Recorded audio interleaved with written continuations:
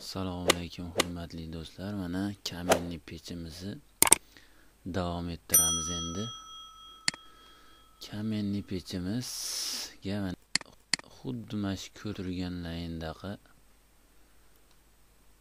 garelka yasatib tayyorlab olamiz. Bu garelkamiz mana ko'rib turibsizlar. Mana shu holatda bo'ladi. Endi bu garelkamizni joyiga mana o'rnatib olamiz. Xuddi mana shu holatda joylashadi. Mana ko'rib turibsizlar. Xuddi shu holatda joylashadi. Bu tarafdan oraliq masofasi qolish kerak, chunki o't yonganda bu g'ishimizga issiqlik o'tib ziyon yetkazishi mumkin. Endi oldingi videomizda bitta joyi esdan chiqib qolgan ekan. Mana shu yerda ikkita teshik qo'yib qo'ydim.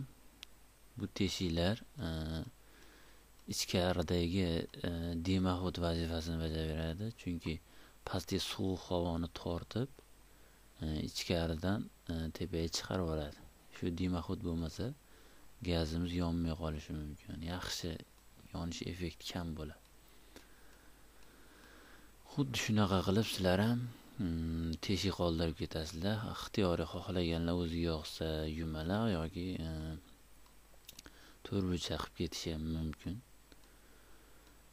Ikkita qo'yganimiz sababi birinchidan dizayni yaxshi chiqadi, chiroyli bo'ladi. Ikkinchidan havoni tez almashtiradi. Endi keyingisi mana xuddi shu joyga kelib to'xtagan edik. Endi keyingi qatorimizni urishni sizlarga ko'rsataman. Keyingi qatorimiz xuddi shu holatda joylashadi. Mana keyingi qatorimiz bu tarafdan bir g'ish, mana keyin aylanasiga yarim g'ish urib chiqilamiz. Bu tarafi ham xuddi shunaqa bir g'ish bo'ladi.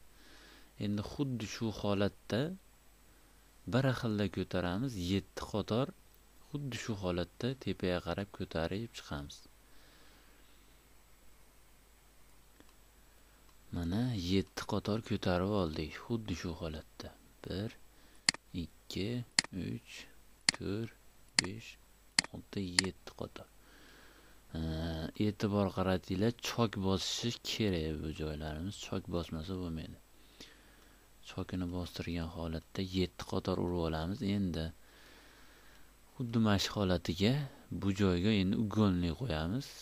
Ugonligimiz mana bitta qator g'ish bilan 4-qatorda g'ishimiz bilan bir xil bo'lish kerak. Ugonlik qo'yganimizda xuddi shu masofada to'g'ri tushish kerak. Burchaklari ham, keyin yo'nalishi ham xuddi shu 4-qatorimiz bilan bir xil qilib ugonlikni yasab joyiga o'rnatib olamiz. Ugonligimiz vazifasi tevadagi g'ishlarimizni ushlab turish vazifasini bajaradi. Keyin ayni qo'yadigan bo'lsak old tomoniga shu qo'ygan aynimiz ushlab turadi. Mana ugonligimizni ham joylashtirib oldik. Ko'rdilar qanday qo'yilganini. Xuddi mana shu holatda sizlar ham joylashtirib tayyorlab, bukib, to'g'rilab olinsa, g'isht shu joyga terib ketilaveradi.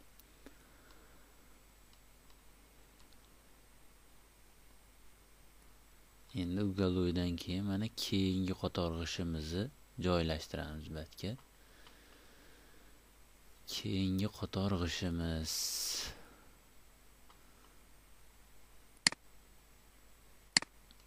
mana keyingi qator g'ishimiz xuddi mana shu holatda joylashtirib chiqamiz. Shu holatda joylashtirsak, mana g'ishimiz o'rnashib turibdi ugonlik ustiga. Bu tarafdan mana ozgina chiqqan burchak qismi mana pastdagi burchak bilan to'g'ri kelyapti. Xuddi shu holatda qilib chiqamiz. Endi keyingi qator g'ishimiz, keyingi qatorimiz mana holatda mana 6 sm tashqariga chiqarganmiz, eslaganda bo'lsa, xuddi shu holatda keyingi qatorimizni uramiz, tashqariga chiqargan holatda. Bu pechkamiz chiroyli chiqishiga xizmat qiladi asosan. hozir ko'ramiz. Keyingi qator g'ishimiz.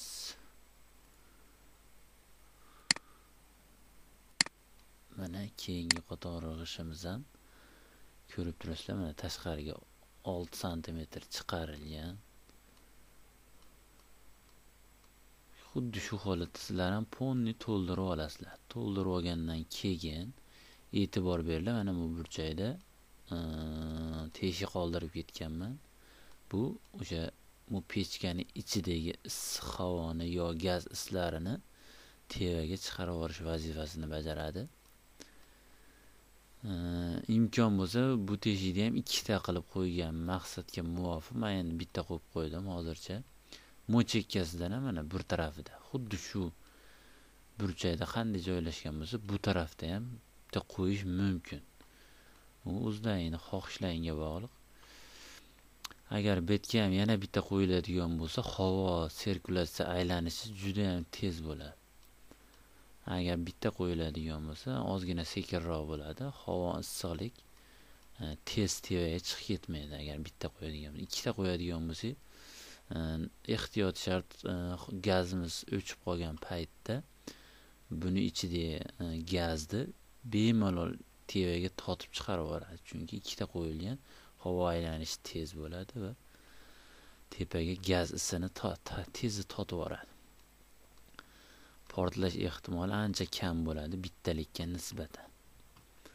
Endi keyingi qator g'ishlarimizni urishda davom etamiz. Mana do'stlar, keyingi qatorimizni ham qanday urish mumkinligini bemalol ko'rishlaring mumkin. Bu tarafga bir g'ish, mana riyadlarimiz to'g'risidan tepaga chiqib ketyapti. Mana bir g'ish urganmiz.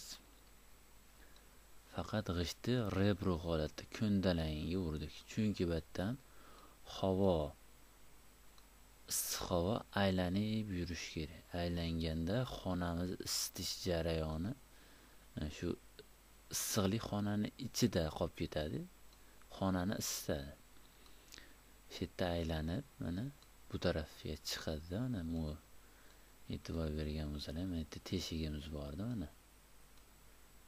Mana shu teshigimizdan havo chiqib, issiq havo xuddi shu mana shu yo'nalish bo'yicha aylanadi.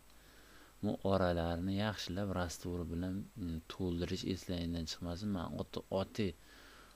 ataynabdan ochiq qolgizib ketyapman, eslangdan chiqib qolmasligi uchun.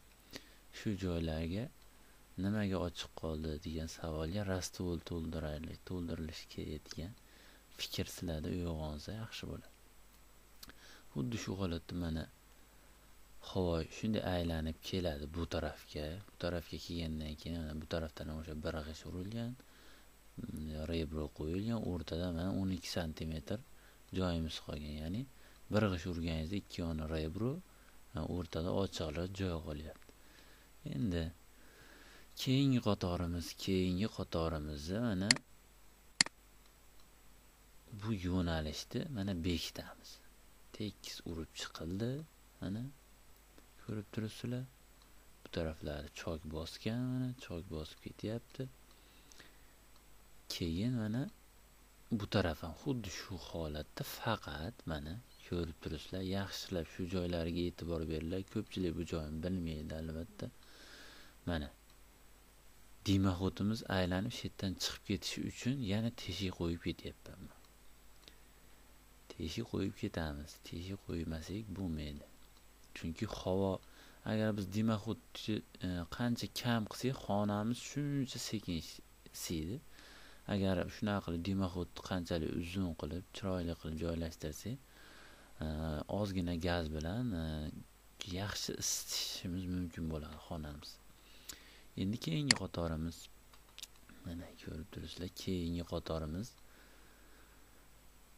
pastki qator bilan bir xilda bo'ladi. Mana bir xilda to'sildi. Mana xuddi o'sha holat. Mana reallarimiz xuddi mana shu joydan bir xilda chiqib ketyapti. Ko'rib turibsizlar.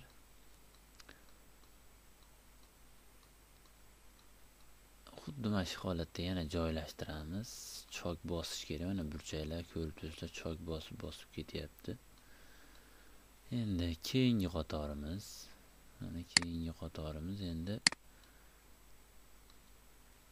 mana yana yopildi.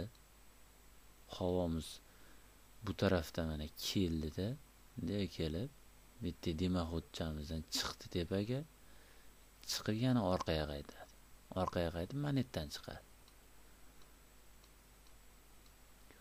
Ko'rib turibsizlar, mana bu yerda yana teshigimiz endi manetda qolgan. Demaxodimiz teshigi. Mana pastdan to'g'ri chiqib ketmagan. Agar to'g'ri chiqib ketadigan bo'lsa, issiqlik tezda tepaga chiqadi-da, tashqi muhitga chiqib ketib qoladi. Unda bizni pechkamiz, xonamiz unchalik yaxshi isitmaydi. Endi keyingi xuddi shu holatni yana bitta takrorlaymiz. Xuddi mana shu holatni, faqat bu pastdagi holatimiz bo'ladi. Chunki undan bo'lib yana oraliq ochiq qoladi. Faqat mana demaxodimiz teshigi bu tarafga o'tib qoladi. Mana ko'rib turibsizlar. Xuddi o'sha holat takrorlandi. Lekin demaxodimiz teshigi bu tarafga o'tdi. Haligida bu tarafda edi, manetda joylashuvdi.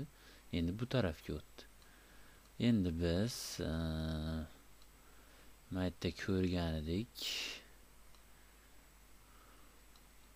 mana bizga mo'q holatga kelishi uchun mana bu joyimiz qo'yishimiz kerak. Xuddi o'sha hozirgi joyiga kelganda qo'yamiz. Bu joyimiz nima uchun deganda, bu yerga biron narsa joylashtirish mumkin. Dekorativ narsalardan qo'yish uchun asosan. Agar qo'yishni xohlamaganlar, bu joy kerak emas deganlar qo'ymasligi ham mumkin. Biz chiroyli qilish uchun mana qo'yganmiz. Tekis holatda ochib ketsa ham bo'laveradi. Buni unchalik ahamiyati yo'q buni. Mana ko'rib turibsizlar. Xuddi mana shu joyimiz hozir shetga mana shu qatorga qo'yilishi kerak. Mana 3-qator betga xuddi mana shu rayatga qo'yib ketamiz o'sha joyda. Bekka ugolni qo'yamiz albatta. Ugolni qo'yib turib, ugolnimizdan yana keyin o'zimizga kerakli xohlaganlar qisqaroq, xohlaganlar uzunroq qo'yishi mumkin. Endi ortiqcha katta qo'yib yuborish unchalik chiroyli effekt bermaydi. Imkon qadar chiroyli qilib, kichikroq, o'rtacha joylashtirgan maqsadga muvofiq.